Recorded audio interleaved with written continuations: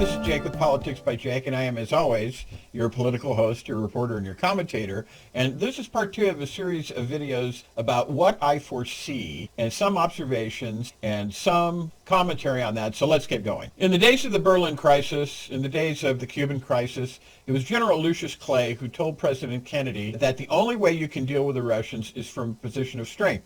It's the only thing that they understand, and that is why you hear me call these people barbarians. And when I say barbarians at the gate, and I do believe that they are at our gates, so to speak, this is a throwback to Roman times and early Republican times, when Rome was attacked, and the people who attacked them, got inside the city and took a plunder from the Romans. And the only response of these people for lenience was the famous epithet "vae victis," which means woe to the vanquished. And this is what Putin is. This is what the Russian leadership is.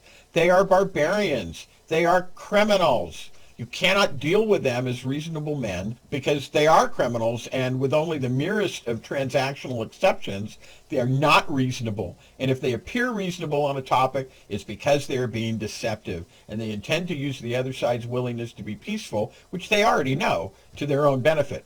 This is why appeasement doesn't work. Machiavelli and others have said all appeasement does is guarantee war. It guarantees that it will happen, and it guarantees that if you do it by means of appeasement, it will happen in a circumstance that is less favorable to you. And this is unfortunate. I wish I didn't have to say such strident and diametric things like this. But, honestly, our history shows that this is true, and certainly true for the Russian leadership as presently constituted, and I may say, as has been constituted for at least 100 years. They only respect power. People like this only respect power. And as long as you think that you can deal with them as reasonable men, you will fail every time. And they will take advantage of you as often as they can. For example, one of the things in play here is that Putin is going to look and see that Trump could be in the presidency in 2024. And this is why people who support Trump in the legislature are really tantamount to traitors. Either that or they are fools. Because the Ukrainians right now, and you see people who say, oh, we shouldn't be doing so much for the Ukrainians. Listen, the Ukrainians right now are fighting against these barbarians, so we don't have to. They're fighting for the whole Western world. And this being the case, the least we can do is to support them. But anybody who wants to put Trump back in power is going to disrupt that and is going to give an idea to Putin, these other criminal oligarchs, that if they can wait the situation out, they can get a president who's in power, who is a traitor to his own country, and who is favorable to Putin. Once again, strident, diametric, unilateral statements. I realize that, but this is absolutely how I feel and how we feel here at Politics by Jake. This absolutely cannot be allowed to stand, and that is why I say when people ask, why do you set upon Trump?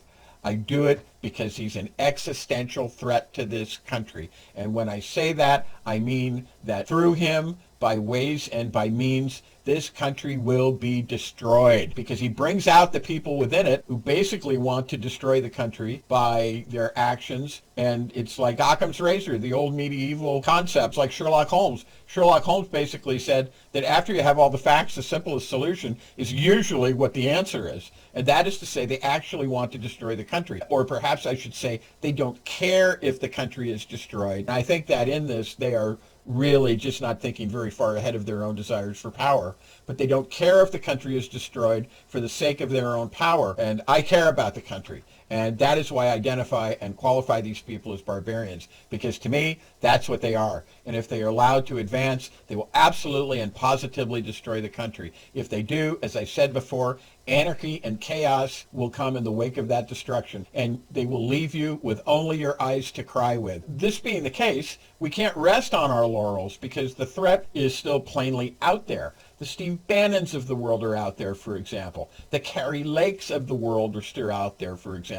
And you can name many other people, the Josh Hawleys of the world, the Stephen Millers of the world, any of a number of these people who are out there and who are just willing and ready to diminish democracy and help us to slide back into authoritarianism. Roe v. Wade has been overturned. We have politically motivated people on the court like Clarence Thomas, Joseph Alito, and Amy Coney Barrett, who will continue to be a threat to democracy, and this is existential as well. This is all part of a plan These people were put in position to do certain things. I realize this is Jake, maybe sounding crazy. Lincoln was the same way. Lincoln talked about, in his speech where he talked about the doctrine of pre-concert.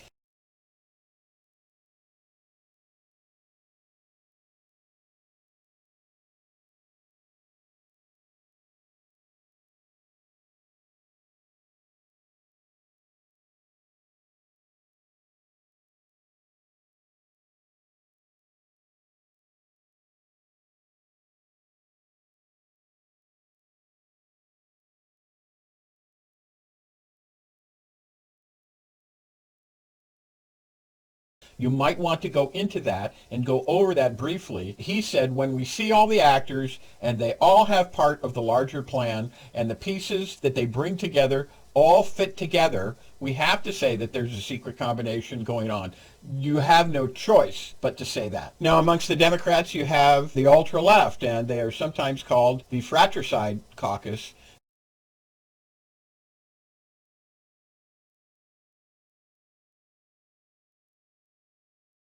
Because they basically kill their own. Alexandria Ocasio-Cortez, for example, didn't do anything to help the situation in New York, where we really lost a lot of congressional delegates. When she was needed, she was absent. And the shame of the media is, after the win over Trump, the media has lapsed into this both sidesism, which is business as usual. There's a desire to break the momentum.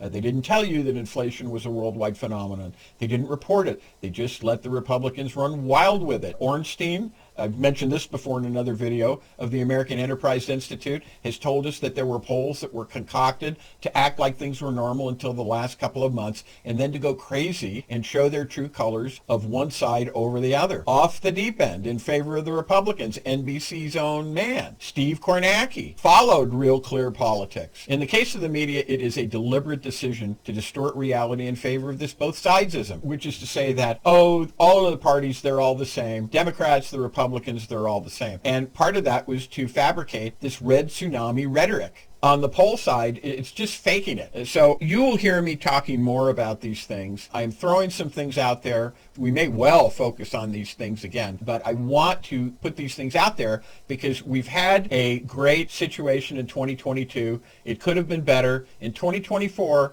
I guarantee you, these people will be back again. And we need to extend our grasp because democracy still hangs in the balance. So that's it. The happy news from Jake at Politics by Jake, and I will see you in the next video.